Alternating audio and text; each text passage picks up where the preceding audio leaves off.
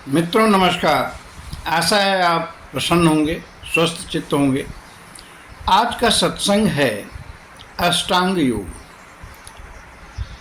पतंजलि के 8 सूत्र। तो आइए सत्संग में प्रवेश करते हैं। योग के 8 सूत्र हैं यम, नियम, आसन, प्राणायाम, प्रत्याहार, धारणा, ध्यान और समाधि।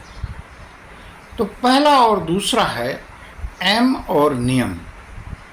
वस्तुतः शील और तपस्या के द्योतक हैं ये यम और नियम। आइए यम का अर्थ समझते हैं। जो मित्र नए हों वो कृपया चैनल को सब्सक्राइब कर दें, शेयर कमेंट भी करें ताकि यह अधिक से अधिक मित्रों तक पहुंचाया जा सके। यम का अर्थ है संयम, जो 5 प्रकार का माना जाता है।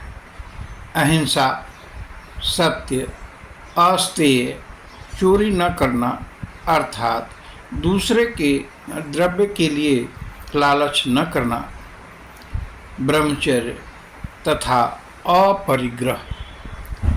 नियम के भी 5 प्रकार हैं: शौच, संतोष, तप, स्वाध्याय और ईश्वर प्रणिधान। आसन से तात्पर्य है स्थिर और सुख देने वाले बैठने के प्रकार। स्थिर सुखम आसनम, जो देह स्थिरता की साधना है। प्राणायाम, बाहरी वायु का लेना, श्वास और भीतरी वायु का बाहर निकालना प्रश्वास कहलाता है। प्राणायाम प्राण स्थैर्य की साधना है। इसके अभ्यास से प्राण में स्थिरता आती है और साधक अपने मन की स्थिरता के लिए अग्रसर होता है। प्राणायाम द्वारा प्राण के अपेक्षाकृत शांत होने पर मन का बहिर्मुख भाव स्वभावतः कम हो जाता है। प्रत्याहार का फल यह होता है कि इंद्रियां अपने बाहरी विषयों से हटकर अंतर्मुखी हो जाती हैं। इसी का नाम प्रत्याहार है। प्राण स्थैर्य और मन स्थैर्य की मध्यवर्ती साधना का नाम ही प्रत्याहार है। प्रत्याहार को यदि अलग अलग किया जाए तो प्रति, धन, आहार। तो प्रति का अर्थ होता है प्रतिकूल, आहार का अर्थ होता है वृत्ति। तो धारणा का अर्थ है अब मन की बहिर्मुख गति निरुद्ध हो जाती है और अंतर्मुख होकर स्थिर होने की चेष्टा करता है। इसी चेष्टा की आरंभिक दशा का नाम धारणा है। देह के किसी अंग पर, जैसे हृदय में, नासिका के अग्रभाग पर अथवा बाह्य पदार्थ पर, जैसे इष्ट देवता की मूर्ति आदि पर चित्त को लगाना धारणा कहलाता है। देश बंधस चित्तस्य धारणा एवं योग सूत्र 3.1। ध्यान इसके आगे की दशा है। जब उस देश विशेष में ध्येय वस्तु का ज्ञान एकाकार रूप से प्रवाहित होता है तब उसे ध्यान कहते हैं।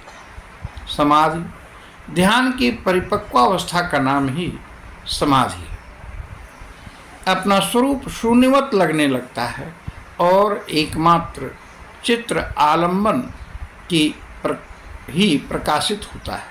यही समाधि की दशा कहलाती है। अंतिम तीनों अंगों का सामूहिक नाम संयम है, जिसके जीतने से विवेक, ख्याति का आलोक या प्रकाश भाषित होता है। समाधि से प्रज्ञा का उदय होता है और यही योग का अंतिम लक्ष्य है। कुछ योगियों का मानना है कि ध्यान के सतत अभ्यास से साधक में यम नियम स्वतः प्रकट होने लगेंगे। प्रतिदिन के ध्यान से आसन भी स्थिर होता रहेगा। श्वास प्रश्वास करते करते प्राणायाम के लाभ मिलने शुरू हो जाएंगे। ध्यान तो अंदर की तरफ खींचने का साधन है। यही प्रत्याहार का मूल है। धारणा और समाधि भी संभव हो सकती है।